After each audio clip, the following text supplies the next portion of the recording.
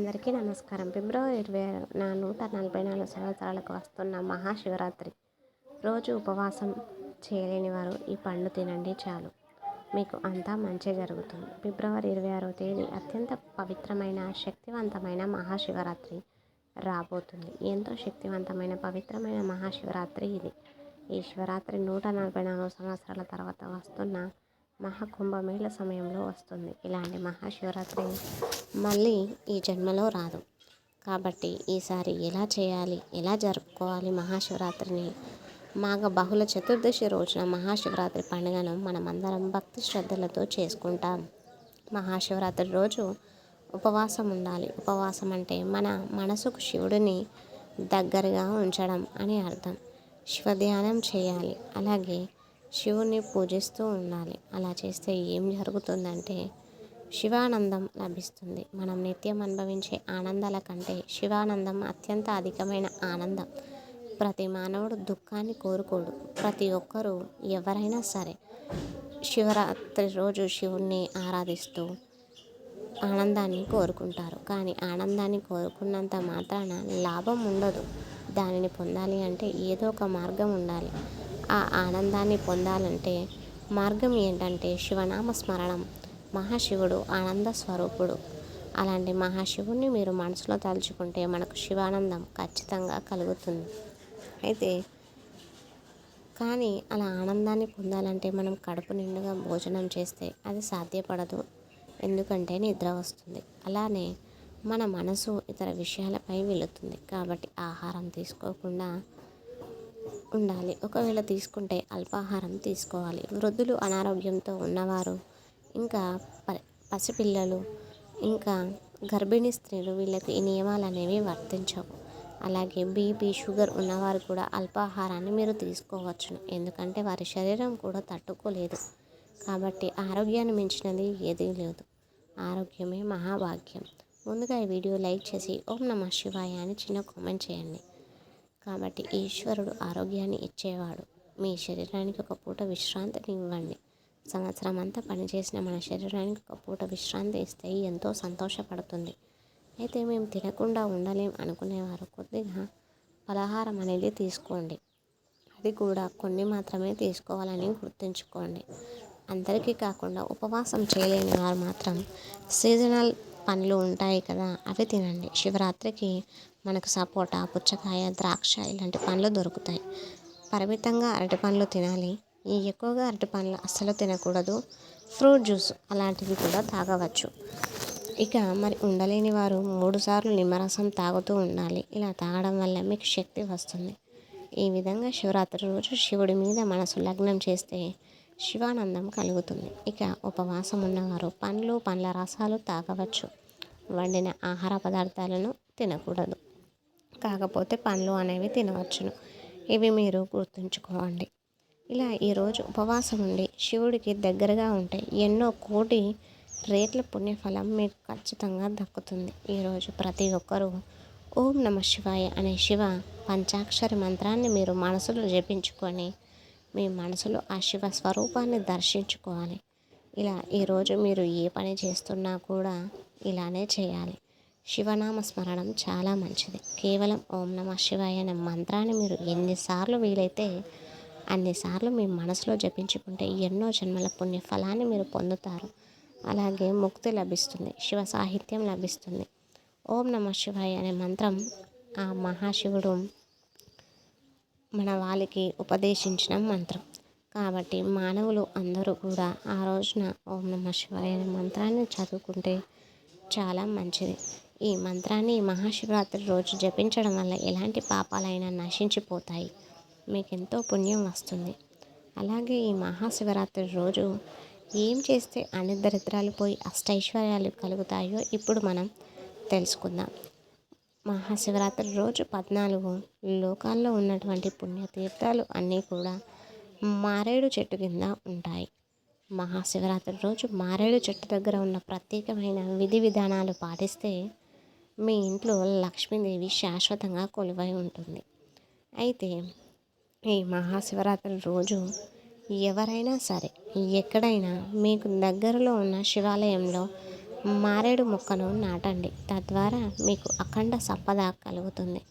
అలా మీకు కుదరకపోతే మీ ఇంట్లో తులసి కోట పక్కన ఉన్న కుండీ ఏర్పాటు చేసుకొని ఆ కుండీలో ఆ మారేడు మొక్కను నాటి ఆ మారేడు మొక్క దగ్గర శివలింగం ఉంచి అక్కడ జలాభిషేకం చేయండి. నీళ్ళతో అభిషేకాన్ని చేసుకోండి. అలా శివునికి పూజ చేస్తే శ్రీ మహాలక్ష్మీదేవి అఖండ ఐశ్వర్యాన్ని ప్రాప్తిస్తుంది. ఒక మారేడు దళాన్ని పరమశివుడికి ఎన్నిసార్లు అయినా పెట్టవచ్చును. అలానే క్రింద పడిన మారేడు దళాన్ని కూడా శుభ్రంగా కడిగి శివ పూజకు వినియోగించవచ్చునని ఆచారమాయకం అనే గ్రంథంలో ప్రామాణికంగా చెప్పారు. అలాగే ఎవరైనా సరే మహాశివరాత్రి రోజు అఖండ సామ్రాజ్యాధిపత్యాన్ని రావాలంటే, బ్రహ్మాండమైన పదవులు, అద్భుత రాజయోగం, అలాగే ప్రమోషన్లు రావాలంటే కొబ్బరి నీళ్ళతో ముంచిన మారేడు దళాన్ని శివలింగం దగ్గర కానీ శివుడి ఫోటో దగ్గర కానీ ఉంచి నమస్కారాన్ని చేసుకోండి. ఇలా చేస్తే మీకు మహదైశ్వర్యం కలుగుతుంది. అధికార పదవులు లభిస్తాయి. శివరాత్రి రోజు ఇలా చేస్తే మీకు తిరుగులేని రాజయోగం పడుతుంది. అలాగే ఎవరైనా సరే మహాశివరాత్రి రోజు మారేడు చెట్టు దగ్గర 11 దీపాలు వెలిగిస్తే అష్టదరిద్రాలు తొలగిపోయి అష్టైశ్వర్యాలు కలుగుతాయి. ఈ మహాశివరాత్రి రోజు ఆడవాళ్ళు కానీ మగవాళ్ళు కానీ ఎవరైనా కానీ మారేడు చెట్టు ఎక్కడ ఉంటే అక్కడికి వెళ్ళి పద్మం ముగ్గు వేసి అందులో 11 మట్టి ప్రమిదలు ఒక దానిలో మరొకటి పెట్టి 3 వత్తులు విడివిడిగా వేసి అందులో నువ్వుల నూనె లేదా ఆవు నెయ్యి పోసి ఎవరైతే 11 దీపాలు భక్తిపూర్వకంగా వెలిగించి అక్కడే కూర్చొని అంటే ఆ 11 దీపాల దగ్గర కూర్చొని 108 సార్లు మీరు ఓం నమః శివాయ అనే శివ పంచాక్షర మంత్రాన్ని జపిస్తారో వారింట్లో అష్టదరిద్రాలు తొలగిపోయి అష్టైశ్వర్యాలు కలుగుతాయి. అలాగే ఆ శివయ్య అనుగ్రహం మీకు తప్పకుండా కలుగుతుంది. 11 ప్రమిదల్లో మహాశివరాత్రి రోజు మారేడు వృక్షం కింద దీపాలు కనుక మీరు వెలిగిస్తే మీకు చాలా మంచి జరుగుతుంది. అంతేకాకుండా ఈ 11 దీపాల వల్ల మీ 7 జన్మల్లో చేసిన మీరు పాపాలు, దోషాలు, దరిద్రాలు మొత్తం పోయి మీ జీవితంలో తిరుగులోని రాజయోగం పడుతుంది. మీరు జీవితంలో భోగభాగ్యాలతో జీవిస్తారు. అలాగే మహాశివరాత్రి రోజు మారేడు చెట్టు దగ్గర ఎవరికైనా భోజనం పెడితే అనేక వేల మందికి అన్నదానం చేసిన ఫలితం కలుగుతుంది. అంతేకాదు మహాశివరాత్రి రోజు ఎవరైనా సరే మారేడు చెట్టు సమీపంలో లేదా మారేడు చెట్టు దగ్గర ఎవరికైనా క్షీరాన్నం కానీ నెయ్యి కానీ దానంగా ఇస్తే చాలా మంచిది. వారు ఏ జన్మలో కూడా దరిద్రులుగా పుట్టారని ధర్మం చెందవు అనే గ్రంథం వివరిస్తుంది. జీవితంలో ఆర్థిక బాధలు అనేవి రాకుండా ఉండాలంటే, జీవితంలో దరిద్రం అనేది లేకుండా ఉండాలంటే, జీవితంలో డబ్బుకు ఎప్పుడు లోటు లేకుండా ఉండాలంటే ఈ మహాశివరాత్రి రోజు ఇలా మారేడు చెట్టు దగ్గర ఎక్కడైనా మారేడు వృక్షం ఉంటే వృక్షం సమీపంలో కానీ మారేడు చెట్టు దగ్గర కానీ ఎవరికైనా క్షీరాన్నం అంటే పాలతో చేసిన అన్నం లేదా నెయ్యిని దానంగా ఇవ్వండి. ఇలా ఈ మహాశివరాత్రి రోజు చేస్తే జీవితంలో మీకున్న దరిద్రాలు, ఆర్థిక పరిస్థితులు, ఇబ్బందులు ఉండవని ధర్మచందు అనే గ్రంథంలో చెప్పారు. అలాగే మహాశివరాత్రి రోజు పరమశివుడికి మారేడు దళాన్ని సమర్పించడం అస్సలు మర్చిపోవద్దు. ముఖ్యంగా మారేడు దళముతో పూజ చేసే సమయంలో కాడ తీయకుండా పూజ చేయాలి.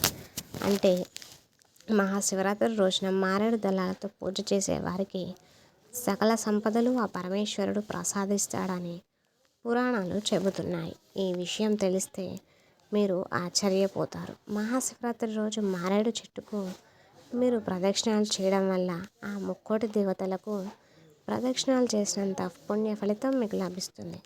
అంటే మహాశివరాత్రి రోజు మీరు మారేడు వృక్షం చుట్టూ 3 ప్రదక్షిణాలు చేస్తే ముక్కోటి దేవతలకు ఏకకాలంలో 3 ప్రదక్షిణాలు చేసినంత మహాపుణ్యం లభిస్తుంది. ఏకబిల్వం శివార్పణం అని శివుడికి అర్పిస్తే అనేక జన్మల పాపాలు మీరు చేసినవి నశిస్తాయని పురాణాలు చెబుతున్నాయి. ఇక ఇది వింటే మీరు ఇంకా ఆశ్చర్యపోతారు. ఈ మహాశివరాత్రి రోజు మారేడు దళాలతో శివార్చన చేయడం వల్ల కాశీ క్షేత్రంలో శివలింగ ప్రతిష్ఠ చేసిన పుణ్య ఫలితం లభిస్తుంది. అలాగే 100 అశ్వమేధ యాగాలు చేసిన పుణ్య ఫలితం లభిస్తుంది. కాబట్టి 1000 అన్నదానాలు చేసిన ఫలితంతో పాటు 1,00,00,000 కన్యాదానాలు చేసిన ఫలం లభిస్తుంది.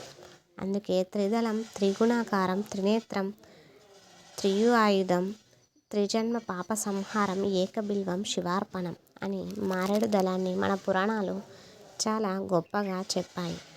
అంతటి ఐశ్వర్యం ఇంట్లో రావాలంటే, తగ్గుతుంటే, పిల్లలకు ఉద్యోగాలు రాకపోయినా, ఆర్థిక ఇబ్బందులు, ఇతర ఏ సమస్యలు ఉన్నా ఈ శివరాత్రి రోజున మారేడు దళాన్ని తీసుకొని శివలింగంపై వేస్తారు. మారేడు దళంతో పూజ చేసేటప్పుడు బిల్వ దళం శివలింగానికి తగిలితే మీకు ఖచ్చితంగా ఐశ్వర్యం కలుగుతుంది. మారేడుకు శివప్రియ అని మరో పేరు ఉంది. బిల్వదళం పొరపాటున కాలికి తగిలితే ఆయుష్ క్షీణిస్తుందంటారు. ఇది శివుడాజ్ఞ. బిల్వం ఇంటి ఆవరణంలో ఈశాన్యంలో ఉంటే ఐశ్వర్యం, తూర్పున ఉంటే సౌఖ్యం, పశ్చిమన ఉంటే సంతానాభివృద్ధి, దక్షిణాన ఉంటే ఆపదల నివారణ. ఇంతటి బిల్వకు మనకు ఎంతో విలువ అనేది ఉంది. మన శాస్త్రంలో చెప్పిన 5 లక్ష్మీ స్థానాల్లో మారేడు దళం లక్ష్మీ స్థానంగా చెప్పబడింది. ఈ విధంగా మారేడు దళాలతో పూజ చేసి సకల ఐశ్వర్యాలను, సకల సంపదలను పొంది సంతోషంగా హాయిగా జీవించండి. ఈ వీడియో కనుక మీకు నచ్చినట్లయితే ప్లీజ్ లైక్ చేసి మీ ఫ్రెండ్స్కి షేర్ చేయండి. అలాగే మా కొత్త వీడియోస్ మీకు వెంటనే చేరాలంటే మన ఛానల్ని సబ్స్క్రైబ్ చేసుకొని పక్కనే ఉన్నటువంటి బెల్ ఐకాన్ని ప్రెస్ చేయండి. ఓం నమః శివాయ అని చిన్న కామెంట్ చేయండి. ఇంకా మీకు ఎలాంటి వీడియోస్ కావాలో కూడా కామెంట్ చేయండి. చాలామంది చూస్తున్నారు కానీ ఛానల్ని సబ్స్క్రైబ్ చేసుకోవడం లేదు, వీడియోకి లైక్ చేయడం లేదు. ప్లీజ్ ఒక్క లైక్ ఇచ్చి వెళ్ళండి. Thank you.